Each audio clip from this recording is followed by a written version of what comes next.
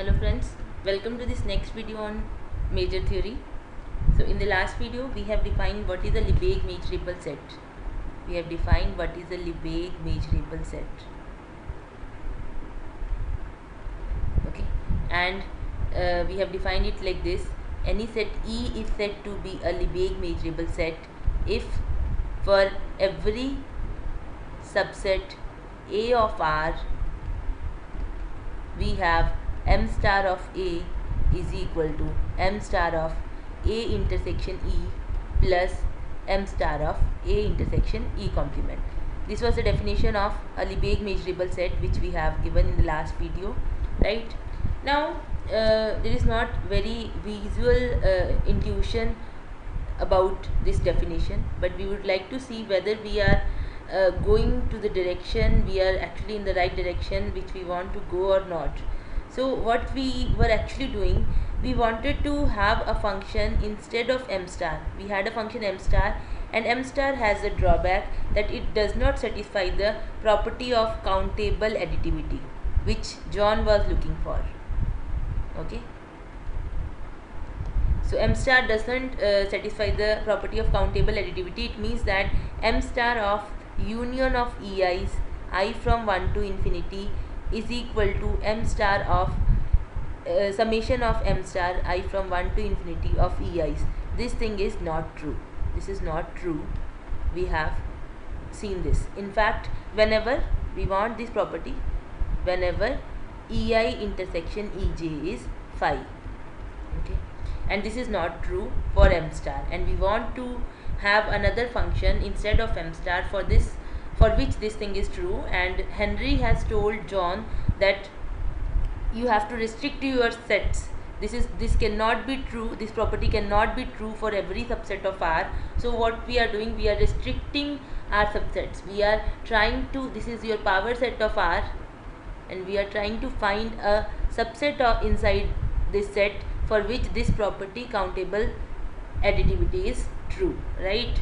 And this will be our set of all Lebesgue measurable sets, right? And we want to know whether we have achieved something or not. So if you remember, I have told you that m star is not even finitely additive. It means that we can find two sets A and B such that A intersection B is empty, but m star of A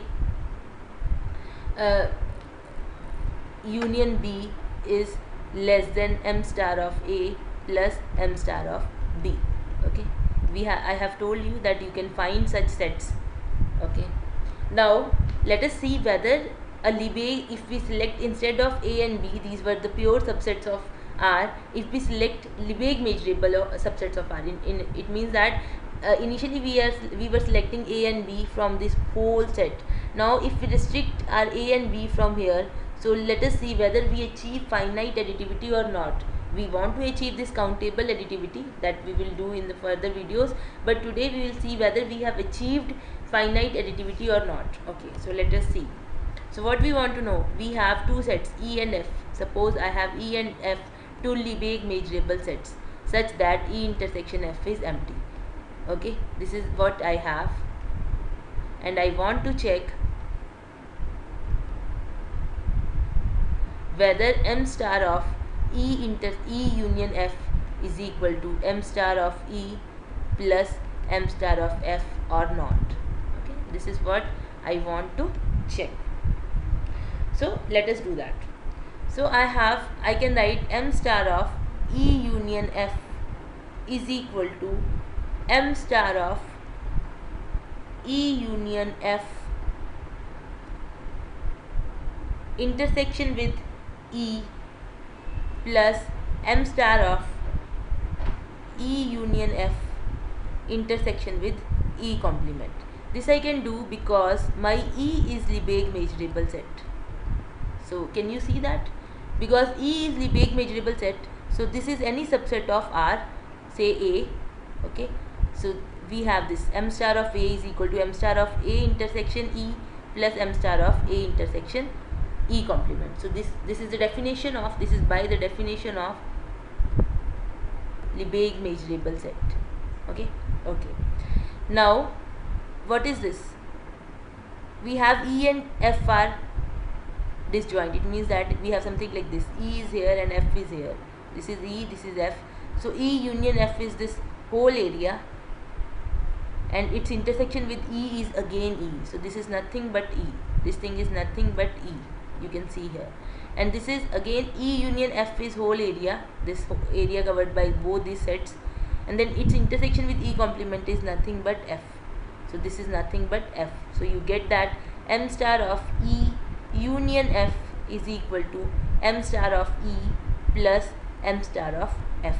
Okay, so here you can see that we have achieved finite additivity at least. So it means that by defining a Lebesgue measurable set in the way we have defined, we have achieved at least something which we want to achieve.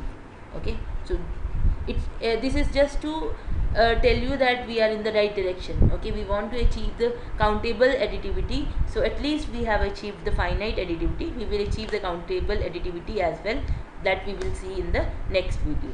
So in this video we have seen that we have actually defined our Lebesgue measurable set in a correct way. Thank you.